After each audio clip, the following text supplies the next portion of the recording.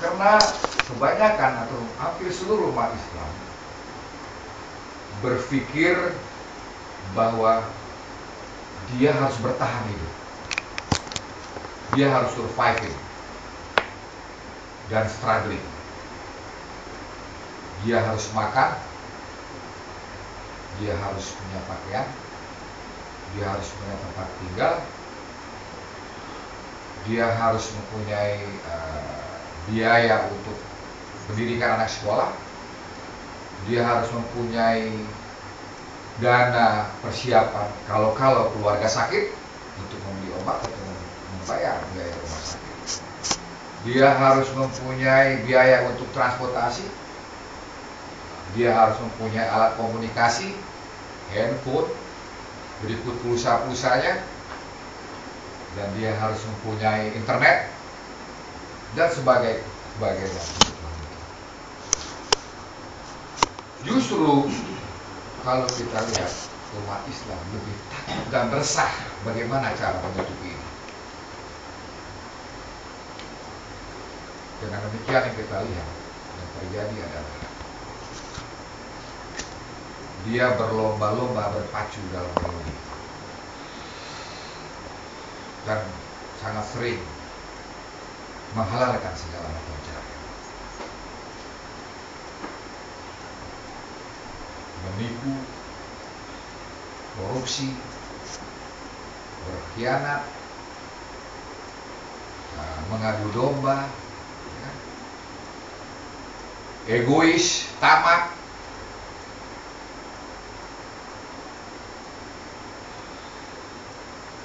Yang dengan demikian menurutnya umat ini berpikir dia bisa menutupi kebutuhan-kebutuhan tadi. Tapi apa yang terjadi? Ternyata kebutuhan itu tidak juga bisa ditutupi. Kenapa? Karena awalnya kalau kita lihat kehidupan ini, semua kita berawal dari kebutuhan dasar atau basic needs. Kemudian timbul keinginan, dan keinginan itu menjadikan basic needs yang kedua. Begitulah seterusnya.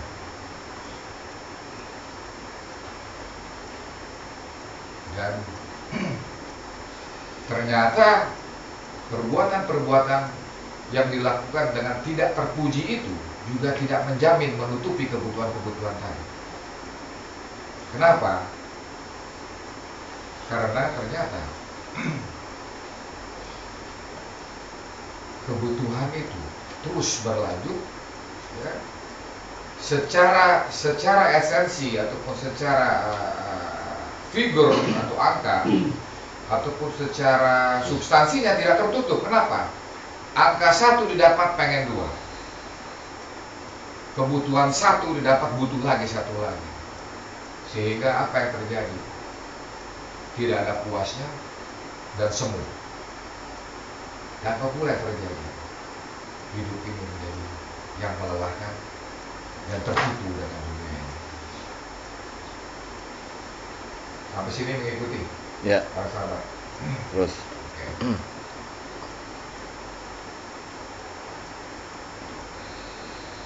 Tapi kalau kita lihat, kenapa kakek-kakek kita zaman dahulu juga membutuhkan makanan, juga membutuhkan pakaian, juga membutuhkan tempat tinggal, juga membutuhkan biaya-biaya lainnya. Tapi dia tidak harus sikut-sikutan, tidak harus korupsi, tidak harus menghalalkan segala macam cara.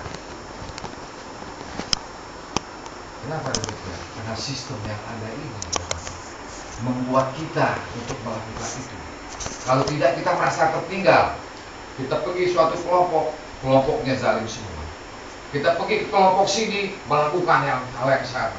Kalau kita tidak melakukan, kita menjadi orang asing. Dan kita tidak kebagian.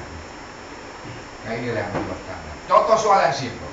Begitu Anda start motor, pakai di jalanan, Anda bersabot-sabotan. Nggak mikirin keamanan orang lain atau keamanan diri kita sendiri. Dari situ aja udah egois. Sampai kantor mikirin lagi egoisnya. egois yang lain-lain, apapun itu bentuknya. Ya. Justru pada kesempatan ini, topik saya sebenarnya takwa. Justru saya melihatnya disinilah fungsi daripada takwa, supaya gimana kita tidak lelah dalam kehidupan ini, dan supaya bagaimana kita tidak tertipu dalam kehidupan ini. Yang ngintip boleh Pak ya? Oh, silakan.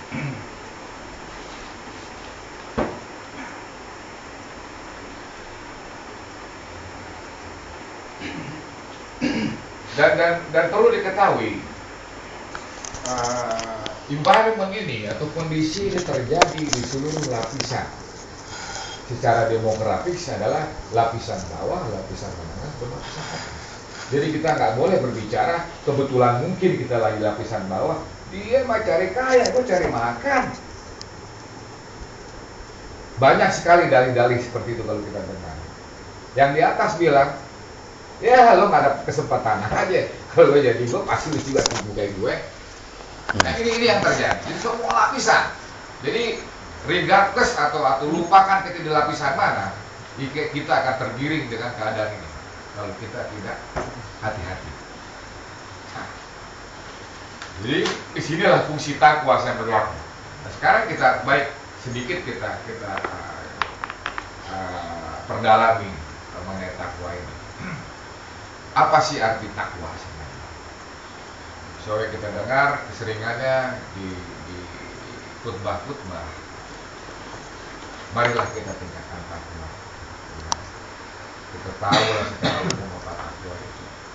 Tapi setelah saya pelajari di pengajian kita ini, khususnya takwa yang saya ketahui adalah takwa. Terus apa sih yang kita takuti? Saya melihatnya apa kita takuti adalah perbuatan dosa. Perbuatan dosa-dosa yang telah kita lakukan atau mungkin berlanjut.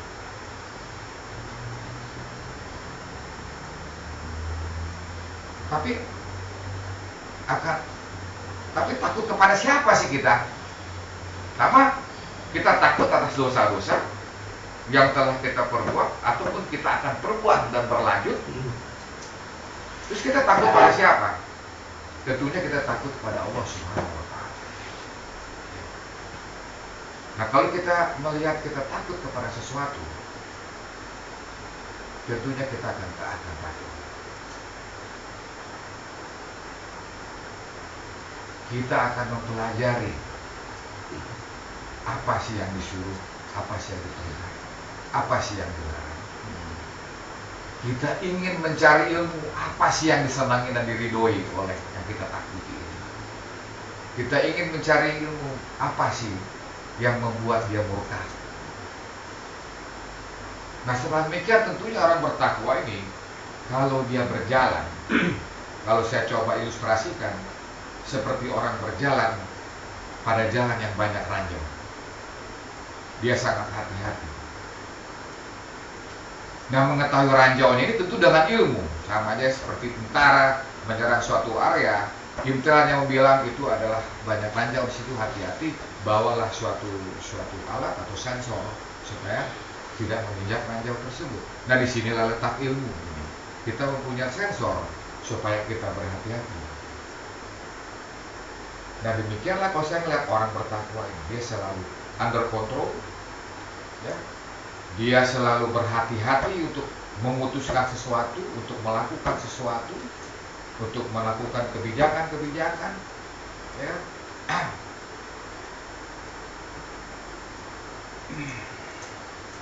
Dia akan cermat dan sangat-sangat sungguh mempelajari ilmu-ilmu yang dia harus miliki untuk mengetahui hal tersebut. Mudah-mudahan kita termasuk yang ada di sini adalah orang yang takut karena kita ingin mengetahui apa yang dilarang dan apa yang disukai oleh Allah. Karena nggak mungkin rasanya kalau tanpa belajar atau tanpa ilmu kita akan mengetahui di mana ada ranjau tadi. Nah, ranjau bisa aja di mana saja dia berada, gitu. Apalagi dengan kehidupan sistem yang saya bilang tadi.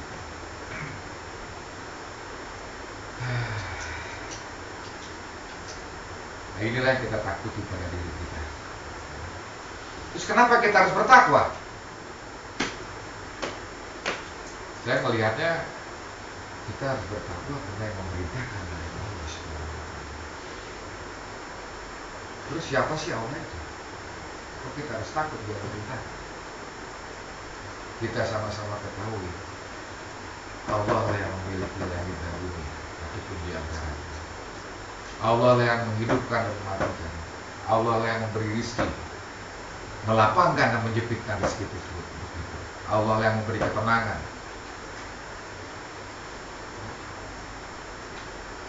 Dengan ridhonya kita bisa masuk surga, dan dengan murkanya kita akan masuk neraka. Seluruhnya adalah miliknya, seluruhnya hak dan kuasanya. Siapa saja, apa saja, kapan saja, dan di mana saja kita melakukan sesuatu, selalu berurusan dengan Allah. It seems like no choice, nowhere to go. It belongs to Him, is under control by Him.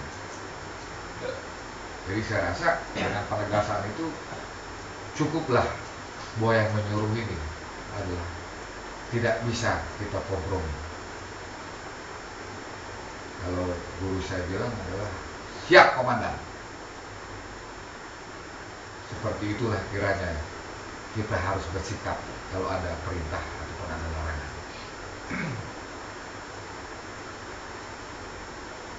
Para sahabatku yang dirahmati Allah, ada suatu hal yang saya ingin tekankan pada tausiah yang singkat ini, yang berkaitan dengan takwa tadi.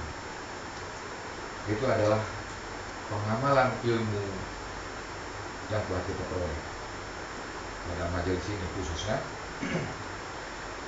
baik itu berupa amalan ibadah ritual atau ibadah makhluk, ataupun ibadah muamalah. Akan tetapi pada kesempatan ini spesifikly saya khusus ingin membicarakan ibadah muamalah. Yang saya maksud dengan muamalah adalah, yang saya maksud mungkin adalah berinteraksi dengan manusia lainnya atau mungkin dengan Allah.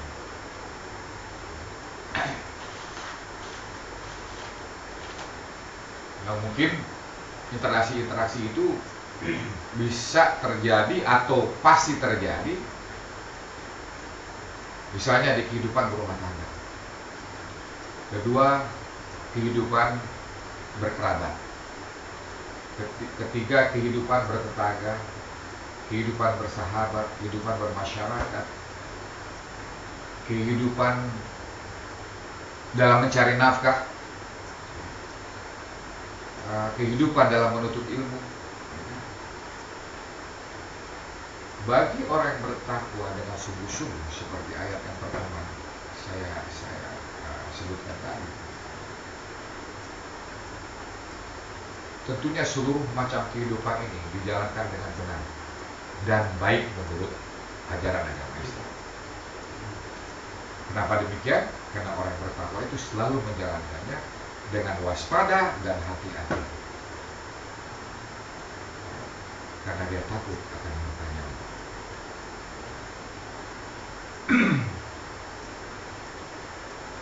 Dengan demikian seluruh tindakannya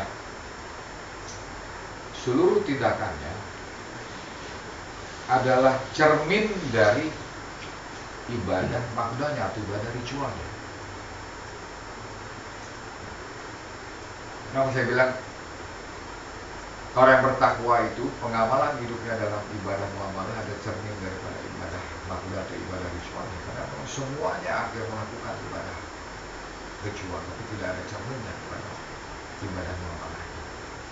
Di seluruh kantor departemen kantornya cantik-cantik, setiap Jumatan penuh, setiap lohor mungkin setengahnya berjamaah, tapi selesai keluar dari masjid, masuk ke alam yang zalim lagi, sikut-sikutan lagi.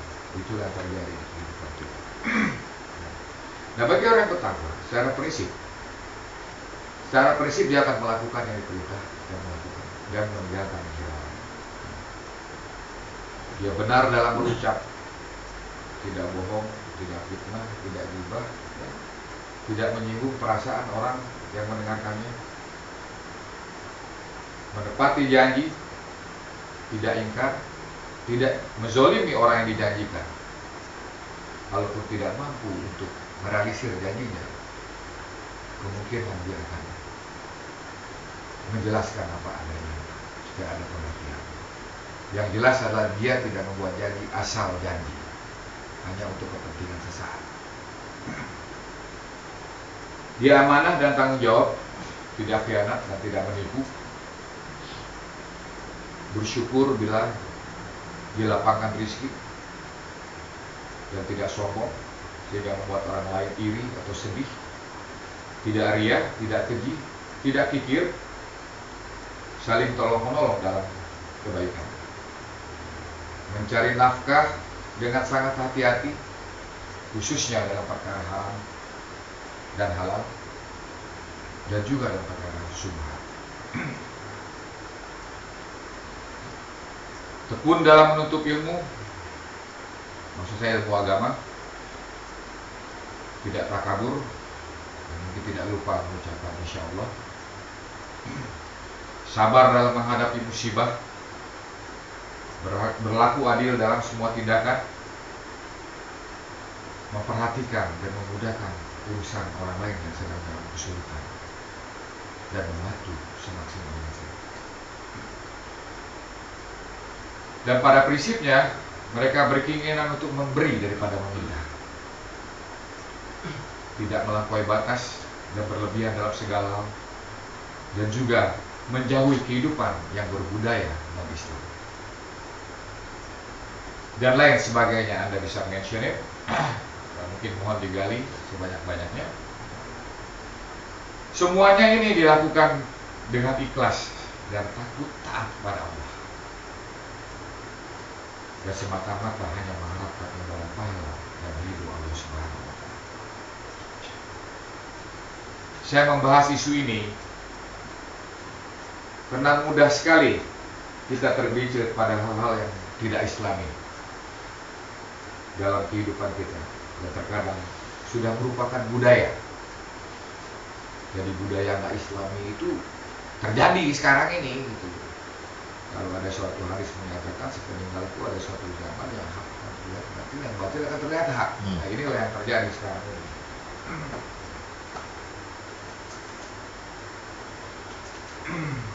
Marilah kita waspada dan berhati-hati dalam kehidupan kita ini. Janganlah tertipu dengan rayuan dan godaan syaitan yang selalu menyesatkan. Para sahabat yang dirahmati Allah, Allah telah memberikan banyak kemudahan bagi kita untuk menuntut ilmu dalam majelis ini, yang insya Allah kita lihat dari tahun ke tahun yang absen adalah minoritas, atau yang absen sekarang minggu depan dia masuk. Berarti kita diberi kemudahan. Kemudahan apa? Kita diberi kesehatan, kita diberi rezeki, kita diberi kemauan, kita diberi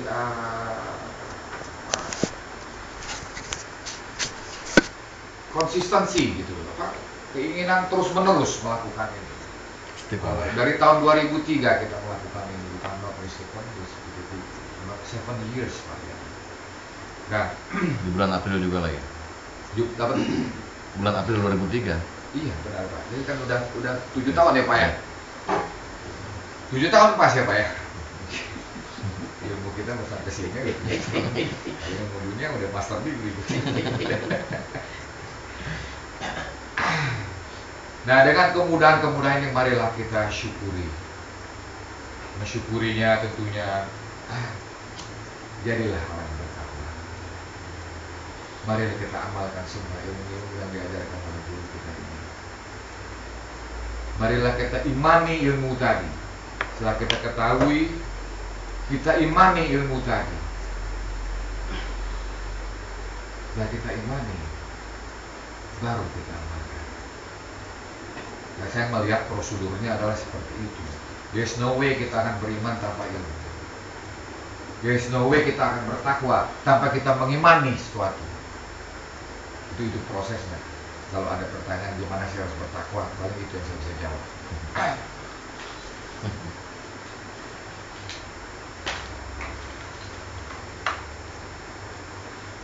Jadi dan juga tentunya semoga ilmu ritual yang kita lakukan pada subuh yang kita lakukan, artinya sholat fardu, sholat sunnah, baik itu adalah tahajud, duha, mudah-mudahan itu adalah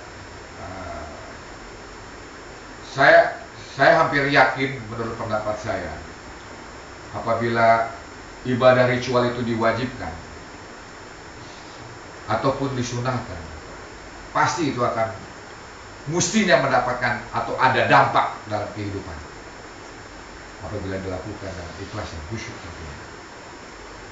Tapi walau kenapa umat Islam seperti tidak mempunyai dampak apapun dalam ibadah wajib atau ritualnya atau ibadah sunnah yang berbentuk ritual itu.